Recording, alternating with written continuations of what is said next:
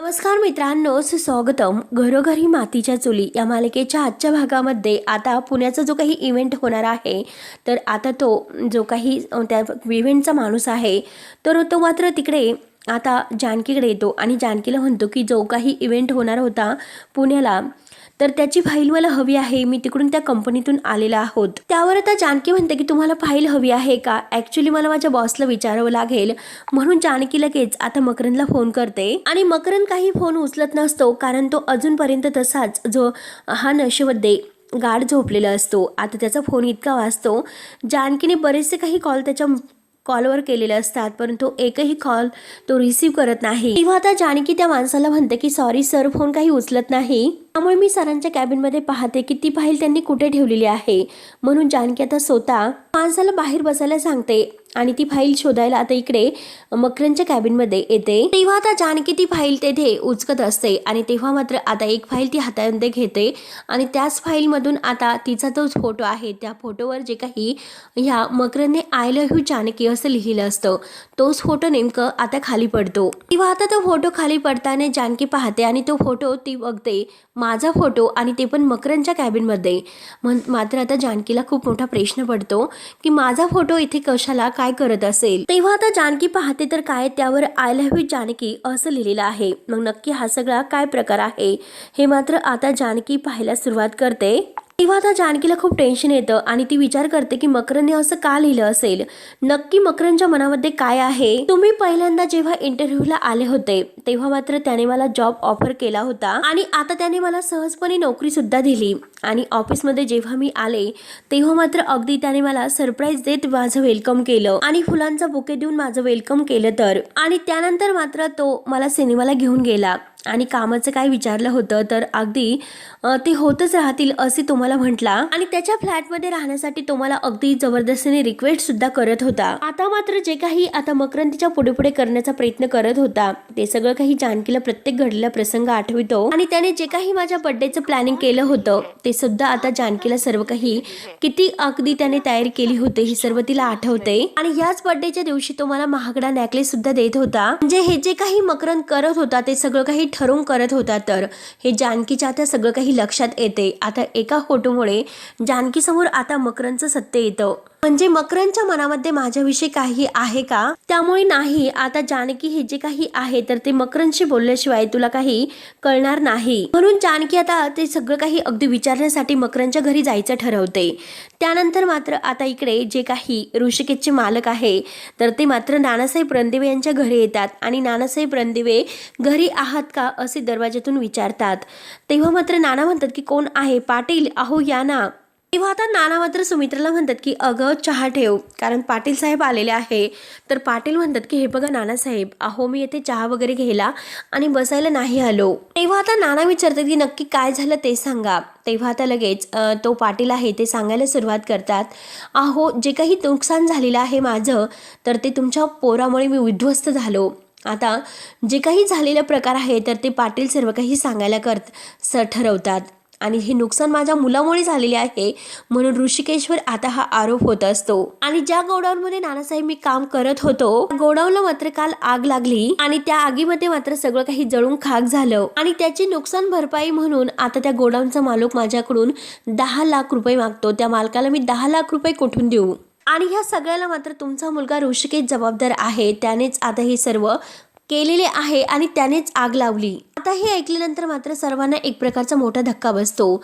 आता नाना सुद्धा धक्क्याने पाहतच असतात की आता ऋषिकेशने गोडाऊनला आग कशी लावली असेल. तेव्हा आता सुमित्रा म्हणते की काही कसं बोलतात ओ तुम्ही, काल तर तुम्ही काय म्हणत होतात की त्या मुलीचा जीव वाचवण्यासाठी ऋषिकेशने आगीत उडी घेतली होती, मग तो आग कशी लावेल ते सांगा. आता हा पाटील म्हणतो की त्या मुलीला भेटायला मात्र ऋषिकेशने तेथे बोलावलं होतं, कालच ती मुलगी तेथे आली आणि कालच गोडाऊनला आग लागली, म्हणजे कशावरून मात्र आता हे दोघांनी हे सर्व केलं नसेल. तेव्हा आता सौमित्र म्हणतो की सॉरी मी मध्ये बोलतो, पण ह्या सगळ्यासाठी मात्र तुम्ही ऋषिकेश दादाला जबाबदार नाही ठरू शकत. तेव्हा आता हा पाटील म्हणत असतो की का तुम्ही ऋषिकेशला जबाबदार नाही ठरू शकत, कारण हे जे काही केलेले आहे तर ते मात्र ऋषिकेशनेच केलेलं आहे. म्हणूनच आता मी येथे आलो, कारण जे काही केलेलं आहे तर ते ऋषिकेशने केलेलं आहे. नानासाहेब हे बघा, तुम्ही जर काही केले तरच मी माझ्या मुलाबाळांना खाऊ घालू शकेल, आणि जर मात्र तुम्ही माझी काही मदत केली नाही तर मात्र मला जीव देण्याशिवाय काही पर्याय नाही, मी जीव मला द्यावाच लागेल. तेव्हा आता नानासाहेब आता ह्या पाटीलला धरून उठवतात आणि मग समजवतात, आणि नाना म्हणतात की काळजी करू नका पाटील, तुम्ही तुमची जी काही नुकसान भरपाई असेल तर ती होईलच. आता सुमित्रा लगेच पुढे येते. सुमित्रा म्हणते की अहो काही कसं बोलतात तुम्ही, उद्या मात्र गावातील कोणी येऊ शकतं आणि तुमच्याकडे नुकसान भरपाई मागू शकतं, आणि हे सर्व ऋषिकेशने केलं आहे असं म्हणू शकतं. मग लगेच तुम्ही सगळी नुकसान भरपाई देणार आहात का? तेव्हा आता नानाही सुमित्रावर ओरडतात की सुमित्रा हे बघ, तू आता शांत बस.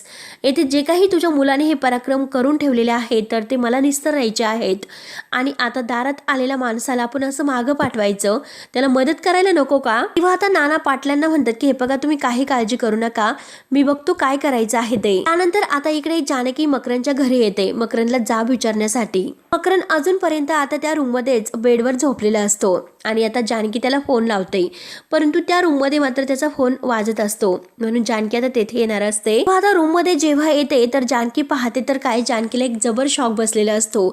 सगळ्या भिंतीवर जानकीचे फोटो लावलेले असतात. तेव्हा आता जानकी हे सगळं काही बघून इतकी शॉक होते, जानकीला काहीच कळत नसतं. जानकी मात्र आता तिचा जो काही तेथे पुतळ्यासारखा एकता फोटो बनवलेला आहे तर तो फोटो घ्यायला जाते. तो फोटो हातात घेते, परंतु तेथील जी काही टेबलवर ठेवलेली फुलदाणी आहे तर ती मात्र जानकीचा धक्का लागल्यामुळे खाली पडते, आणि तेवढ्यात आता मकरंदला जाग येते, आणि जाग आल्यानंतर तो आता उठतो. जानकी मात्र रागाने त्याच्याकडे पाहत असते. आता उठून जेव्हा तो जानकीकडे पाहतो तेव्हा त्याला तर धक्काच बसतो. जानकी अगदी रागाने त्याच्याकडे पाहत असते. मकरंद पूर्णपणे आता घाबरून जातो. जानकी इतकी रागाने पाहत असते तेव्हा मात्र आता तो उठून जानकी जवळ येतो. जानकीला आता लगेच त्याचा दारू पिल्याचा वास येतो. आता मकरंद आता दारू पिलेला असतो. तेव्हा आता जानकी रागाने त्याला म्हणते की तू दारू पिलास, त्यामुळे तुला जे काही बोलायचं असेल तर माझ्याशी जवळ येऊन बोलू नकोस, तर दूर हो म्हणून जानकी रागाने त्याला अगदी लांब उभा राहायला सांगते. त्यानंतर आता इकडे नानासाहेब रणदिवे मात्र आता चाळीमध्ये येतात. आता त्यांना इतका राग आलेला असतो. आता ऋषिकेश करत अगदी इतके ओरडतात ते. पाटील सुद्धा आता तेथे नानांच्या बरोबर आलेले असतात. गाडीतून खाली उतरून नाना अगदी रागाने या चाळीमध्ये येतात. आता सगळं संपूर्ण चाळ मात्र नानांनी दणानून टाकलेली असते. जोरात ओरडत येतात की ऋषिकेश बाहेर ये. चाळीतील सगळे काही लोक पाहत असतात. ऋषिकेश बाहेर येतो आणि म्हणतो की काय नाना तुम्ही इथे कसे? तेव्हा आता पाटील या नानांच्या सोबत आले. हे बघून आता ऋषिकेश पाटलांकडे पाहत असतो. तेव्हा मात्र आता ऋषिकेश म्हणतो की पाटील साहेब तुम्ही सुद्धा आलात, नक्की काय झालं? तेव्हा आता लगेच नाना विचारतात की काय झालं?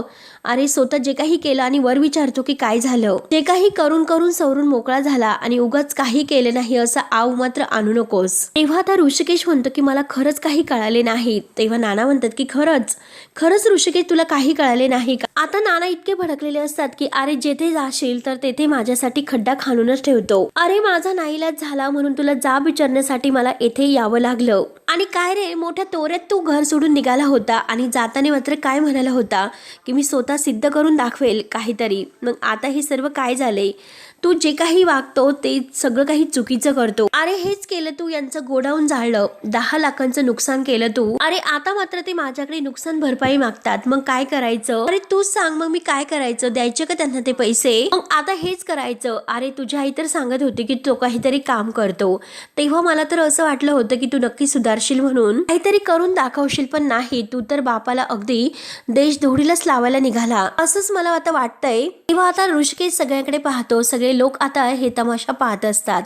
तेव्हा आता लगेच ऋषिकेश सगळ्यांच्या समोर नानांना म्हणतो की नाना अहो तुम्ही हे सर्व काय बोलतात?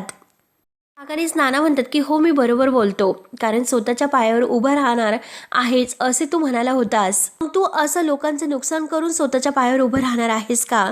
तेव्हा आता ऋषिकेश म्हणतो की हे बघा मी खरंच कुणाचं नुकसान केलेलं नाही. तुम्हाला खरं सांगतो की अहो नाना मी पाटील साहेबांच्या गोडाऊनला का आग लावेल? तेव्हा आता सगळेजण हे ऋषिकेश आणि नाना ह्या दोघात जे काही वाद सुरू आहे ते पाहत असतात. त्यानंतर आता इकडे जानकी मात्र मकरंदला जाब विचारत असते. हे सगळं काय प्रकार आहे? तो फोटो वगैरे दाखवते आणि हे सगळं काय आहे मकरंद? मकरंद मी तुला काय विचारते की हे सर्व काय आहे, आणि रागाने ती आपल्या हातातील फोटो वगैरे फेकून देते. तेव्हा आता मकरंद लगेच म्हणतो की जानकी हे बघ, मी तुला जे काही सांगत आहे ते ऐकून घे, तू अशी रिॲक्ट होऊ नकोस. त्यावर आता जानकी म्हणते की अरे रिॲक्ट होऊ नको म्हणजे, अरे हा फोटो आहे तर मला तो तुझ्या टेबलच्या ड्रॉवर मध्ये हा फोटो सापडला. अरे त्यावर आय लव्ह यू असं जानकी लिहिलेलं आहे आणि त्याचा जाब विचारण्यासाठी मी येथे आले, आणि येथे आल्यानंतर मला हे काय दिसते, अरे प्रत्येक घरामध्ये तू माझे फोटो का लावलेत, अरे मग हे सगळे फोटो तू का इथे लावलेत. म्हणून जानकी आता भिंतीवरचे प्रत्येक फोटो काढून आता फेकून देत असते. मकरंदला काय नक्की आता कसं काय करू ते काही सुचत नसतं. तो फक्त म्हणतो की जानकी शांत हो, जानकी शांत हो. तेव्हा आता लगेच मकरंद पूर्णपणे घाबरून जातो. तर जानकी म्हणते की मकरंद मला आता कळायलाच हवे की नक्की हा सर्व काय प्रकार आहे, हे सर्व काय सुरू आहे. तेव्हा आता जानकीने हा प्रश्न विचारल्यानंतर मकरंद मात्र अगदी वेड्यासारखं जोरजोराने हसायला सुरुवात करतो. आता जानकी विचारते की काय झालं मकरंद, तू वेडा आहेस का, असं जोरजोराने का हसतोस, मी तुला काय विचारलं त्या प्रश्नाचं उत्तर दे. तेव्हा आता लगेच मकरंद म्हणतो की अगं हसू नको तर काय करू. जानकी अगं तू खूप छोट्या छोट्या गोष्टी आहे ना त्या सिरियसला घेते आणि अगदी टेन्शन घेते. त्यावर तर जानकी रडतच म्हणते की अरे टेन्शन घेऊ नको तर काय करू, अरे तू सांग मला काय करू मी, सांग लवकर. ऑफिसमध्ये जेव्हा मी तुझ्या ड्रायव्हरला हात लावला होता तेव्हा त्या दिवशी तू माझ्यावर का चिडला होता या प्रश्नाचं उत्तर दे बरं. इतकं चिडायला तुला काय झालं होतं. आणि त्या गोष्टीचं कारण मला आत्ता कळतं की आता तो फोटो ती जानकी मकरंदच्या समोर धरते आणि त्याचं कारण हे होतं तर असं म्हणते. आता जानकीने जे काही प्रश्न विचारलेला आहे की त्या गोष्टीचं कारण काय आहे, कारण जेव्हा मी तुझ्या टेबलला अगदी हात लावायला गेले होते तेव्हा आता तो घडलेला प्रकार आहे तर तो आता मकरंद आणि जानकी दोघांना सुद्धा आठवितो. त्यावेळेस आता मकरंद जानकीवर किती ओरडलेला असतो. तेव्हा आता मकरंद हे सर्व काही अगदी ऐकल्यानंतर जानकीला म्हणतो की जानकी अगं तो एक प्रँक होता, प्रँक. तेव्हा आता लगेच जानकी विचारते की प्रँक म्हणजे नक्की काय होतं. तेव्हा आता लगेच मकरंद म्हणतो की मी तुला सगळं काही सांगतो की नेमकं जानकी काय झाले होते. म्हणजे हे बघ आता मी घरी आहे म्हणजे तू ऑफिसमध्ये असणार, आणि जेव्हा हे बघ मी आता जेव्हा घरी असेल तेव्हा मात्र तू आता जो काही इव्हेंटचा माणूस आहे तर तो तुला फाईल विचारण्यासाठी घरी येईल, आणि आता फाईल विचारण्यासाठी जेव्हा तुला आला असेल तर तू माझ्या केबिनमध्ये जाशील, आणि केबिनमध्ये गेल्यानंतर मात्र आता तुला तेथे तो फोटो सापडेल आणि तो फोटो घेऊन तू घरी येशील मला जाब विचारण्यासाठी, आणि त्यानंतर मात्र तू कशी रिॲक्ट होशील हे मला बघायचं होतं. मकरंद आता जानकीला शांत करण्यासाठी मुद्दाम खोटं बोलत असतो. त्यामुळे अगदी प्लॅन करून एका रात्रीत हे सगळे काही फोटो आहेत ना तर ते मी लावलेत. सगळं काही अगदी प्रँक होता, प्रँक. आणि जानकी तू त्यात फसली आणि शेवटी तू घरी आलीस.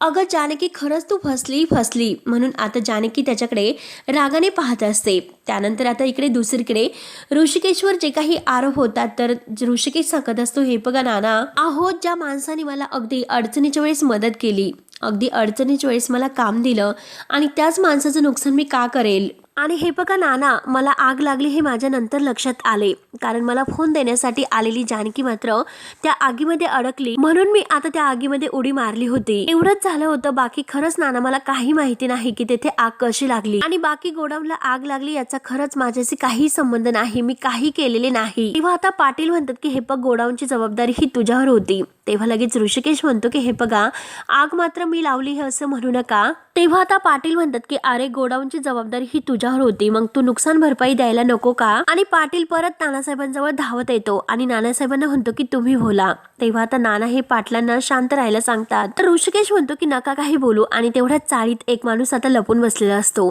हा जो काही प्रकार आहे त्याचे फोटो तो काढत असतो आणि सगळं काही ऐकून सुद्धा घेतो. तेव्हा आता ऋषिकेश म्हणतो की नाना खरंच काही बोलू नका, कारण ह्या जी काही चूक झालेली आहे आणि जी काही गोष्ट घडून गेलेली आहे तर त्यात माझी काही चूक नसताना मात्र मला जबाबदार धरले जाणार आहेत. आणि ठीक आहे, जे घडलेलं आहे त्याची जबाबदारी मी घेतो. आणि हे बघा पाटील साहेब, तुम्हाला तर असं वाटलं होतं की हे सगळं माझ्यामुळे घडले आणि या सगळ्याला मी जबाबदार आहे, तर मग तुम्ही नानाकडे का गेला होतात. एकदा फक्त मला बोलायचं होतं, मी तुम्हाला पैसे दिले असते. कारण कसं आहे की आज मात्र माझी बाजू कमकुवत आहे, मग माझं म्हणणं आहे तर ते कुणाला नाही पटणार. आणि हे बघा तुम्ही मात्र बोलायला हवं होतं, मी तुमचे पैसे सगळे काही दिले असते. तेव्हा आता नाना लगेच पाटलांना म्हणतात की हे बघा पाटील साहेब, हा कसले पैसे देतो, चला मीच तुम्हाला पैसे देतो, चला आता इथून. तेव्हा नाना आणि पाटील जायला निघतात. तोच ऋषिकेश नानांना थांबा असं म्हणतो. आता मात्र हा मुलगा सगळे काही फोटो त्यांचे काढून घेत असतो. तेव्हा आता ऋषिकेश म्हणतो की मी म्हंटल की पैसे मी देतो, थोडा तरी माझ्यावर विश्वास ठेवा. अहो फक्त थोडा तरी माझ्यावर विश्वास ठेवा. तेव्हा आता नाना सगळ्यांच्या समोर ऋषिकेशला म्हणतात की अरे तू इतके पैसे कुठून देणार आहे, सांग ना, अरे तुझ्याकडे आहे तरी काय, आणि तू इतके सगळे पैसे कुठून देणार आहेत, असे इतकं तोऱ्यात बोलतो. तेव्हा आता ऋषिकेश म्हणतो की माझ्याकडे हुशारी आहे आणि सगळ्यात महत्त्वाचं म्हणजे आता व नाना तुमचे संस्कार माझ्यावर आहेत आणि या सगळ्यांच्या बळावर मात्र नाना मी तुम्हाला पैसे कमवून दाखवेलच आणि ते सगळे पैसे मी तुम्हाला परत सुद्धा करेल. आणि आता मात्र ऋषिकेश पाटील साहेबांसमोर हात जोडतो आणि म्हणतो की तुम्ही फक्त आणि फक्त माझ्यावर विश्वास ठेवून एक संधी मला द्या, मी सगळे काही पैसे तुमचे नक्की परत करेल, फक्त एक संधी मला द्या. तेव्हा आता लगेच नाना हे रागावतात, परंतु पाटील नानांना समजावतात की हे बघा नानासाहेब जाऊन द्या, तो तुमचा मुलगा आहे म्हणून मी त्याच्यावर विश्वास ठेवतो, देईन तो पैसे. आणि हे बघ ऋषिकेश तू फार वेळ म्हणजे वाया घालू नकोस, जास्त दिवस हे पैसे ठेवू नकोस, मालक मला नाही सोडणार, त्यामुळे तू लवकरात लवकर हे सगळे काही पैसे देऊन टाक. तेव्हा आता ऋषिकेश म्हणतो की नका काळजी करू, आता सगळे काही पैसे मी परत देईल. तेव्हा लगेच आता पाटील हात जोडून आता नानासाहेबांची माफी मागतात आणि तेथून जायला निघतात. त्यानंतर आता इकडे जानकी खूप रडत असते, तर मकरंद तिला म्हणतो की हे सगळं काही जाऊन दे, तू मात्र आता जे काही चहा कॉफी आहे तर ते काय घेणार सांग बरं. अगं जानकी काहीतरी बोल ना, तू टेन्शन घेऊ नकोस बरं, आणि हे बघ यापुढे मात्र मी असं काही वागणार नाही, तू अगदी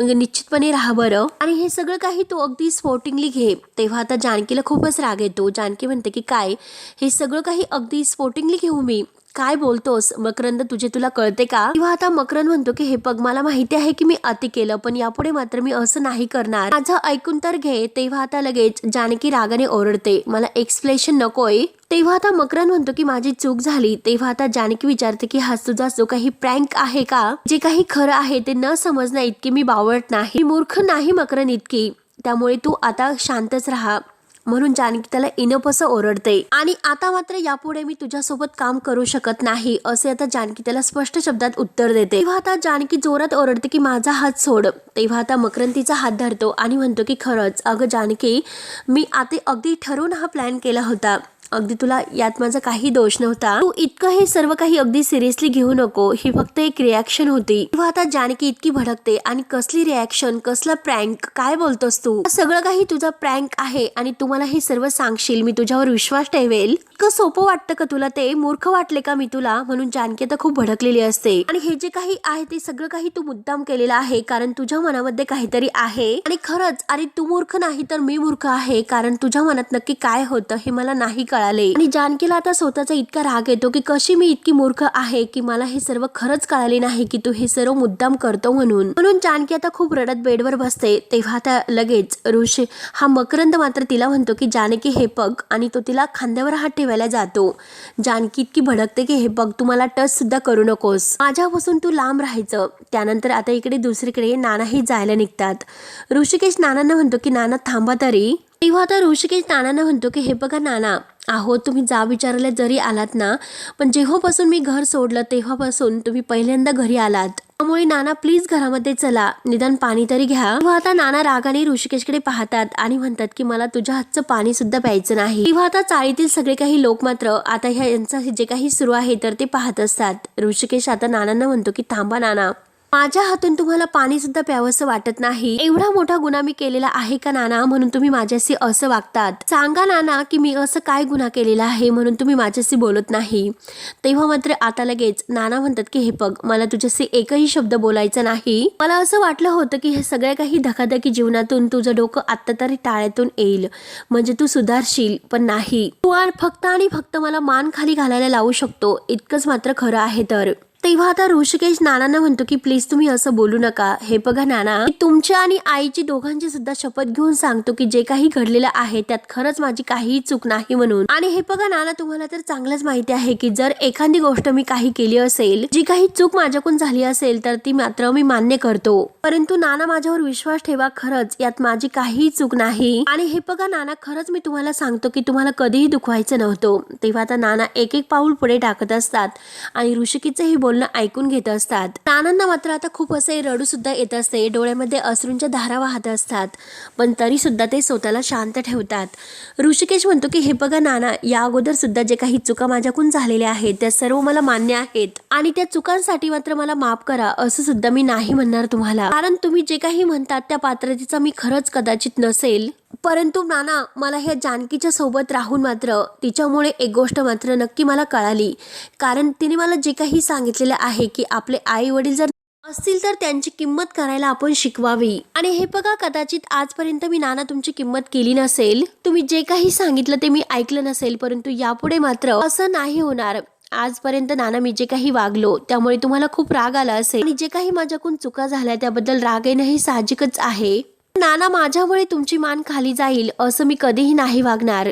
आणि हे बघा नाना, मी तुम्हाला वचन देतो की तुमचा हा ऋषिकेश मात्र यापुढे तुम्हाला कधीही त्रास नाही देणार. तेव्हा आता नानांच्या डोळ्यात सुद्धा पाणी येत असते आणि सर्व चाळ मात्र नाना आणि ऋषिकेश या दोघांमध्ये जे काही सुरू आहे तर ते अगदी पाहत असतात. तेव्हा मात्र आता रडतच नाना हे गाडीमध्ये बसतात. आता सगळे जे काही लोक आहेत तर ते इकडे तिकडे निघून जातात. ऋषिकेश मात्र अगदी खाली मान घालून उभा असतो. आता इतकं मोठं जे काही घडलेलं आहे त्यामुळे ऋषिकेशला खूपच मनस्ताप होत असतो. आता जेथून नाना चालत गेलेले आहे तर त्या नानांच्या गेलेल्या पायावरून आता ऋषिकेश दर्शन घेतो आणि म्हणतो की नाना, हे बघा, आज मात्र मी तुम्हाला वचन देतो, मी स्वतःला सिद्ध करून दाखवेल. तुम्हाला माझा अभिमान वाटेल असं काहीतरी मी करून दाखवेलच. म्हणून ऋषिकेश आपल्या डोळ्यातील पाणी पुसतो. तर हा भाग येथे संपतो. पुढील भागामध्ये आता नाना घरी येतात आणि नाना घरी आल्यानंतर आता सुमित्राला म्हणतात की जबाबदार व्हायला त्याला ही जबाबदारी पार पाडावीच लागेल. आता मात्र बघूयात की इतके सारे पैसे तो कसे उभे करतो, म्हणजे त्या पाटलांचे 10 लाख रुपये तो कसे देतो.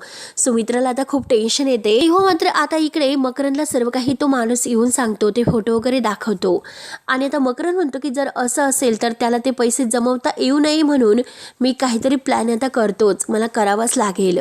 त्यानंतर आता इकडे जानकी आता ऋषिकेशला हिंमत देते, हार मानायची नाही. आता मात्र हार मानण्यापेक्षा लढत राहणं हे खूप गरजेचं आहे आणि हे बघ आपल्याला लढायचं आहे. म्हणून आता जानकी आणि ऋषिकेश एकमेकांच्या हातामध्ये हात देतात.